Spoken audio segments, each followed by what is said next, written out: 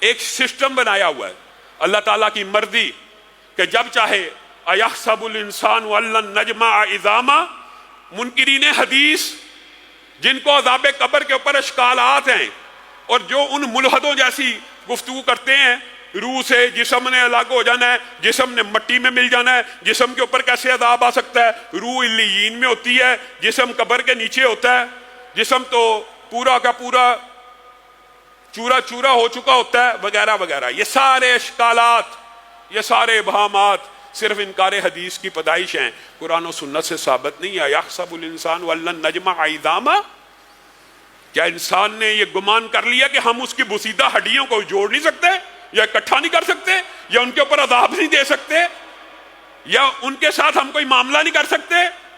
بلا قادرین علی ان نسوی بنانا، بلا قادرین علی ان نسوی بنانا. اے لوگو، تم یہ سمجھتے ہو تمہاری ہڈیوں کو سیدھا نہیں کیا جائے گا اور تمہیں دوبارہ جوڑ کے کل قیامت کے دن رب کے سامنے کھڑا نہیں کیا جائے گا؟ بلا قادرین علی ان نسوی بنانا. تمہارا رب وہ ہے جو تمہارے انگلیوں کے فنگر پرنٹس ہیں، ان انگلیوں کے اوپر جو لکیریں ہیں، کل قیامت کے دن اٹھو گے انہی فنگر پرنٹس اور لکیروں کے ساتھ اٹھو گے. ان لکیروں کو بھی سیدھا کر دے گا، پور پور کو سیدھا کر دے گا. تم نے رب کے بارے میں کیا گمان کیا؟ کیا عذاب قبر کا انکار کر دینے سے بندہ قیامت کے عذاب سے بچ جاتا ہے؟ عجیب و غریب فلسفہ ہے. برزخ کو نہیں ماننا، عذاب قبر کو نہیں ماننا، اور بنیاد کیا رکھتے ہیں؟ حدیث رکھتے ہیں کہ حدیث کی وجہ سے حدیث میں ہی آتا ہے. جھوٹ بولتے ہیں، لوگوں کو مغالطہ ڈالتے ہیں. النار یعرضون علیہا غدوا وعشیا، اللہ کہہ رہا ہے، قرآن پاک میں کہہ رہا ہے سارے منکرین حدیث جمع ہو جائیں، قرآن پاک کی اس آیت کا ترجمہ کسی سے بھی کروا لیں. فرعون اور آل فرعون کو النار یعرضون علیہا غدوا وعشیا، فرعون اور آل فرعون کو عذاب ہو رہا ہے اور ان کو آگ پیش کی جاتی ہے صبح اور. یہ حدیث ہے، یہ قرآن کی آیت ہے. اور کل قیامت کے دن ان کو اصل عذاب کا ذائقہ چکھنا ہے، شدید عذاب کا ذائقہ چکھنا ہے. اس آیت کا ترجمہ کروا لیا جائے. اگر اس سے مراد قیامت کا عذاب ہوتا تو اللہ تعالیٰ پھر یہ کیوں کہہ رہا ہے کہ پھر قیامت کے دن ان کو اور عذاب کا مزہ چکھنا پڑے گا؟ گویا عذاب پہلے شروع ہو جاتا ہے. اگر قرآن کی صرف اس ایک آیت کو مان لیا جائے تو سارے اشکالات ختم. اللہ کی مرضی. اور یہ جو سوالات لوگ کرتے ہیں، یہ جی عذاب پہلے سے کیسے شروع ہو سکتا ہے؟ ابھی تو حساب کتاب ہوا نہیں تھا، حساب کتاب سے پہلے عذاب کیسے عقل کے اوپر پڑتا ہے؟ اس دنیا کے اندر بھی اللہ کی مرضی ہے، جس کو عذاب کا شکار کر دے. صاحب تب ہوا ہے.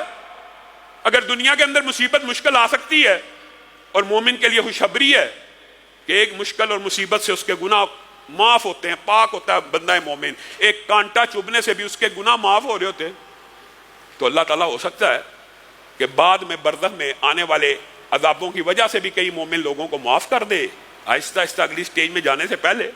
اور حساب کتاب سے پہلے عذاب کیوں نہیں ہو سکتا؟ وَلَوْ تَرَىٰ إِذِ الظَّالِمُونَ فِي غَمَرَاتِ الْمَوْتِ وَالْمَلَائِكَةُ بَاسِطُو أَيْدِيهِمْ أَخْرِجُوا أَنفُسَكُمْ الْيَوْمَ تُجْزَوْنَ عَذَابَ الْهُونِ. اللہ کہہ رہا ہے غامدی صاحب، منکرین حدیث دنیا کے جمع ہو جائیں. عذاب کیوں نہیں ہو سکتا پہلے جی حشر سے؟ وَلَوْ تَرَىٰ إِذِ الظَّالِمُونَ فِي غَمَرَاتِ الْمَوْتِ، اللہ کہہ رہا ہے. اور جب تم ظالموں کو دیکھو گے کہاں پہ؟ موت کے لمحات میں. یہ کہتے ہیں جی وہ حشر کے بعد ہی عذاب ہونا ہے. اللہ تو قرآن پاک، یہ انکار حدیث انکار قرآن ہے، انکار قرآن ہے. جس حدیث کا انکار کیا ہے اس سے ملتی جلتی آیت اللہ نے قرآن میں نازل کر دی. کر لیں انکار، اس آیت سے کہاں بھاگیں گے؟ اللہ کہہ رہا ہے اگر تم دیکھو ظالموں کی جس وقت روحوں کو قبض کیا جا رہا ہوتا ہے اور فرشتے ہاتھ پھیلائے کھڑے ہوتے ہیں اور کیا کہہ رہے ہوتے ہیں؟ اخرجوا انفسکم، نکلو آج اس جسم سے. روح کو کہہ رہے ہوتے ہیں الیوم تجزون عذاب الہون، آج ہی کے دن تمہارے اوپر عذاب کی ابتدا کر دی جائے گی. اور دیگر دو آیات میں یضربون وجوہہم وادبارہم، ان کے منہ کے اوپر تھپڑ مار رہے ہوتے ہیں. بتائیے غامدی صاحب، حساب کتاب سے پہلے تھپڑ کیسے؟ حساب کتاب سے پہلے ان کی پشتوں کے اوپر جو گرز مارے جا رہے ہیں قیامت کے دن سے پہلے. قرآن کہہ رہا ہے، مولوی کہہ رہا ہے آپ نے انکار حدیث کر کے جی یہ حدیثوں میں آتا تھا، حدیثوں میں عذاب قبر کا انکار کر کے آپ کو پتہ نہیں کیا فائدہ ملنا ہے۔ عذاب قبر کا انکار کر کے کیا بندہ جہنم کے عذابوں کا منکر بن سکتا ہے؟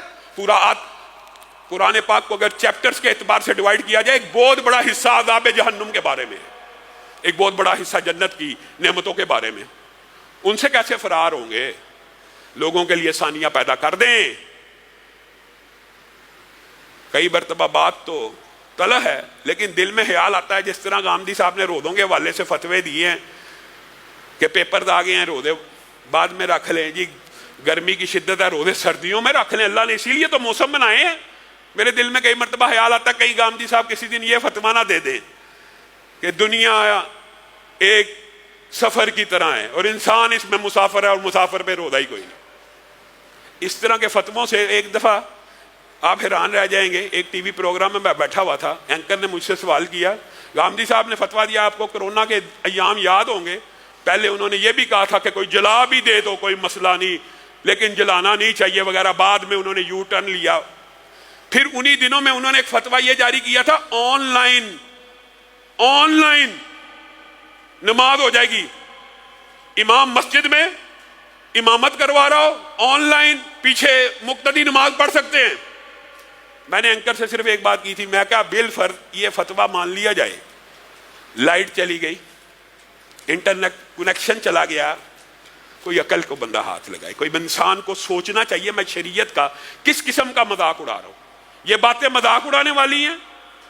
ان باتوں کے اوپر انکار حدیث کرنے والوں کو سوچنا چاہیے، اپنے دلوں کو کھولنا چاہیے، ظرف کو وسیع کرنا چاہیے۔ اللہ تعالیٰ کہہ رہا ہے وَلَوْ تَرَىٰ إِذِ الظَّالِمُونَ فِي غَمَرَاتِ الْمَوْتِ، موت کی گھڑیوں میں، موت کے بعد نہیں، حشر کے بعد نہیں، موت کی گھڑیوں میں فرشتوں نے تھپڑ بھی مارنے ہیں اور فرشتوں نے اسی دن عذابوں کی نوید بھی سنانی ہے، نوید بھی سنانی ہے۔ یہ خواہ مخواہ کا ایک فلسفہ گڑا ہوا ہے۔